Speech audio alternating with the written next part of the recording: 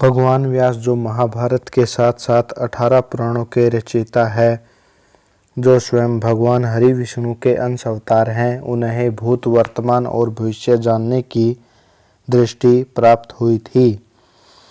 इसके साथ साथ उन्हें कीड़े मकोड़ों और सभी पशु पक्षियों आदि की भाषा को भी समझते थे। एक बार की बात है, जब महर्षि वेदव्यास जी कहीं जा रहे थे, उन्होंने रास्ते में एक कीड़े को बहुत तेजी से भागते हुए देखा। तो उन्होंने कीड़े से पूछा कि हे शूद्र जंतु, तुम इतनी तेजी से कहाँ भागे जा रहे हो? क्या तुम पर कोई विपत्ति आने वाली है? वेदव्यास की इस बात पर कीड़े को बहुत चोट पहुंची, जिसके बाद उसने कहा कि हे महर्षि, आप तो इतने ज्ञानी हैं और आप सब जानते हैं कि यहाँ शूद्र कौन और महान कौन। क्या इस प्रश्न और उसके उत्तर की सही परिभाषा संभव है? कीड़े की इस बात ने महर्षि को कोई जवाब देने लायक नहीं छोड़ा, परंतु फिर भी उन्होंने उस कीड़े से पूछा कि यह तो बताओ, तुम इतनी तेजी से कहाँ जा रहे हो? कीड़े ने कहा, मैं तो अपनी जान बचाने के लिए भाग रहा हूँ। आप देख नहीं रहे कि मेरे पीछे कितनी तेजी से बैलगाड़ी आ रही है? कहीं वह बैलगाड़ी मुझे कुचल न दे, इसलिए मैं अपने प्राण बचाने का प्रयास कर रहा हूँ। अपने प्राण तो सभी को प्रिय होते हैं। कीड़े के इस उत्तर ने एक बार फिर से महर्षि को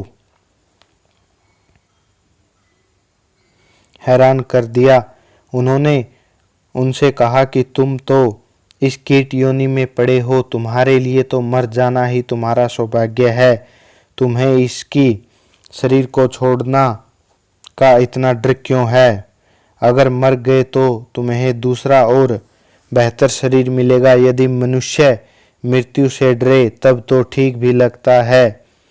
इस पर कीड़े ने कहा कि महर्षि, मैं तो इस कीट योनि में रहकर कीड़े का आचरण कर रहा हूँ, लेकिन ऐसे असंख्य प्राणी हैं जिन्हें भगवान ने शरीर तो मनुष्य का दिया है, पर वह मुझसे भी गए गुजरे आचरण कर रहे हैं। मैं तो ज़्यादा ज्ञान नहीं पा सकता, मगर मानो तो श्रेष्ठ है, शरीरधारी है। फिर भी ज़्यादातर मनुष्य ज्ञान से विमुख होकर कीड़ों की तरह आचरण कर रहे हैं। कीड़े की इस बात से महर्षि को सत्यता नजर आई। वे सोचने लगे कि सच में जो मानव जीवन पाकर भी देह शक्ति और अंधकार से बंधा है, वह मनुष्य ज्ञान पाने की क्षमता पाकर भी ज्ञान से विमुख है, वह एक कीड़े से भी बदतर है। इस सब के बाद महर्षि वेदव्यास जी ने कीड़े से कहा, नन्हे जीव, चलो हम तुम्हारी सहायता कर देते हैं। तुम्हें उस पीछे आने वाले बैलगाड़ी से बचा देते हैं। परंतु कीड़े ने उसकी सहायता लेने से इनकार कर दिया और बोला, हे मुनिवर, परिश्रम ही जीवन के विकास के द्वार खोलती है। कीड़े के इस कथन ने महर्षि को ज्ञान का नया संदेश प्रदान किया। कीड़ा कहने लगा कि हे महर्षि, मुझे मृत्यु से भय नहीं लगता। मैं तो यह सोचकर भयभीत हूँ कि इस संसार में मेरे कीट योनि से अधिक नीचे की योनि भी है। मैं मर कर कहीं उस योनि में ना चला जाऊं।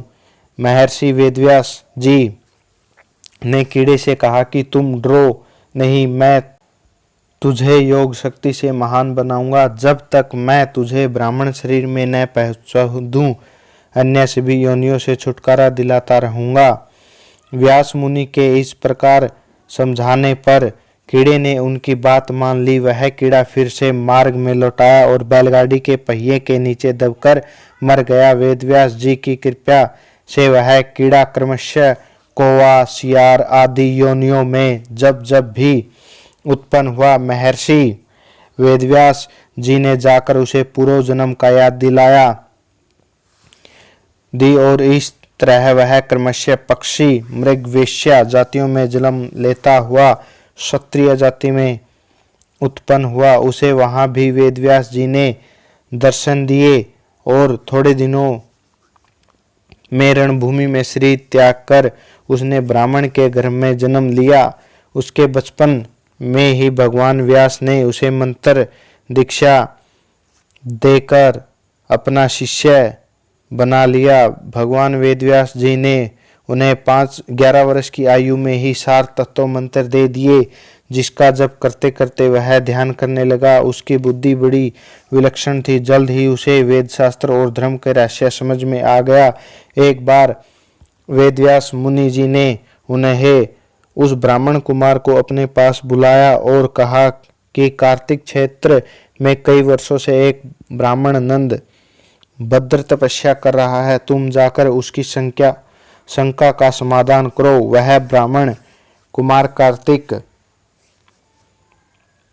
क्षेत्र में तप कर रहे उस ब्राह्मण के पास पहुंचा और बोला, हे ब्राह्मण देव, आप तप क्यों कर रहे हैं? ब्राह्मण ने कहा, हे ऋषि कुमार, मैं यह जानने के लिए तप कर रहा हूं कि जो अच्छे और सज्जन लोग होते हैं वह दुखी रहते हैं और पापी मनुष्य सुखी देखे जाते हैं। उस बालक ने नंद भद्र के प्रश्न का उत्तर देते हुए समझाया कि जिस प्राणी ने पूर्व जन्म में तामस भाव से दान दिया है और इस जन्म में उसी दान का फल प्राप्त किया है, तामस भाव से जो धर्म किया जाता है उसके कारण ही लोगों का धर्म में अनुराग नहीं होता, इसलिए वही लोग पापी और सुखी देखे जाते हैं।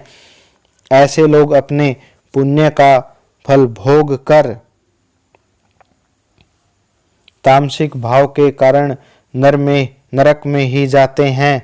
इस संसार में 4 प्रकार के मनुष्य पैदा होते हैं। पहले प्रकार के मनुष्य वह होते हैं जिन्हें इस लोक में सुख मिलता है, परंतु परलोक में जो लोग पिछले जन्म के कुछ पुण्य के कारण इस लोक में सुखी रहते हैं और इस लोक में नए पुण्य उपार्जन नहीं करते, उनके लिए वह सुख केवल इसी लोक में रहता है, परलोक में नहीं मिलता।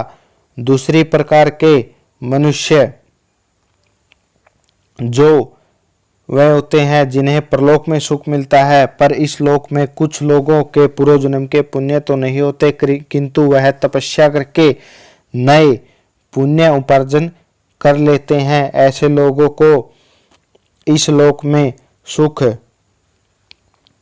नहीं मिल पाता है, परंतु वह परलोक में सुखी रहते हैं। तीसरी प्रकार के मनुष्य वह होते हैं जो इस लोक में सुखी रहते हैं और परलोक में भी। वह पिछले जन्म के पुण्य से इस जन्म में सुखी रहते हैं और इस जन्म में भी पुण्य उपार्जन कर लेते हैं, जिसके कारण वह परलोक में भी सुखी रहते हैं। ऐसे मनुष्य जो बहुत कम मिलते हैं। चौथी प्रकार के मनुष्य वह होते हैं जो ना तो इस लोक में सुखी रहते हैं और ना ही परलोक में। यह वह लोग होते हैं जिनके पूर्व जन्म के पुण्य तो नहीं होते और इस जन्म में भी कोई पुण्य उपार्जन नहीं करते, इसलिए वह लोग यहाँ भी दुखी रहते हैं और परलोक में भी दुखी रहते हैं। इस तरह उस बालक ने नंदभद्र के प्रश्न का उत्तर देकर उनका समाधान किया कि पापी लोग सुखी क्यों रहते हैं। नंदभद्र को कुछ और जानने की इच्छा ना रही। वह तप छोड़कर भगवान की भक्ति में लग गया। उसके बाद बालक 7 दिनों तक निराहार रहकर सूर्य मंत्र का जप करता रहा और वही बहुदग तीर्थ में अपने शरीर त्याग दिया। वही बालक दूसरे जन्म में कुशारु पिता और मित्रा माता के यहाँ पैदा हुआ। उसका नाम मैत्रेय पड़ा। उन्होंने व्यास जी के पिता पराशर जी से विष्णु पुराण तथा वीरत पराशर होरा शास्त्र का अध्ययन किया था। कहाँ तो सड़क से गुजर रहे नाली में गिरने जा रहा कीड़ा और संत के सानिध्य में वह मैत्रेय ऋषि बन गया। शिक्षा यह मिलती है कि हमें पुण्य करते रहना चाहिए, उसका फल हमें एक ना एक दिन अवश्य ही मिलता है। धन्यवाद। चैनल को सब्सक्राइब करें लाल रंग के नीचे दिए हुए बटन को दबाकर। आपका बहुत बहुत धन्यवाद।